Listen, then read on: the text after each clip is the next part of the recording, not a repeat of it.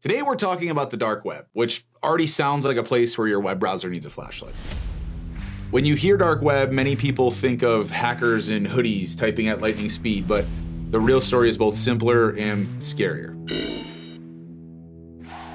The dark web is a hidden part of the internet that is not indexed by normal search engines like Google or Bing. So luckily you can't accidentally stumble onto it while looking up meal prep recipes.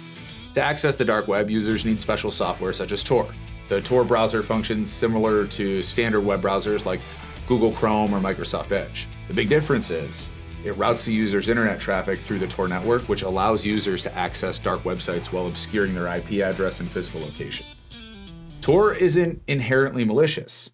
The emphasis on privacy it provides has led journalists, activists, and individuals in restrictive regions to securely communicate and access blocked information during outage periods. These use cases are generally considered legal and safe. Unfortunately, that same privacy also attracts cybercriminals because it makes accountability much harder. The dark web has become a marketplace for stolen data, malware, and illegal services, a trend that dates back to the rise of early illicit marketplaces like the Silk Road. Launched in 2011, the Silk Road demonstrated how anonymized platforms could be used to trade unregulated goods, laying the groundwork for the modern underground economy of stolen information and cybercrime tools. The Silk Road was one of the first well-known darknet markets and operated until its shutdown in 2013. Think of the dark web like a digital flea market, except everything for sale is a piece of someone else's identity. Every form of personally identifiable information can be a product.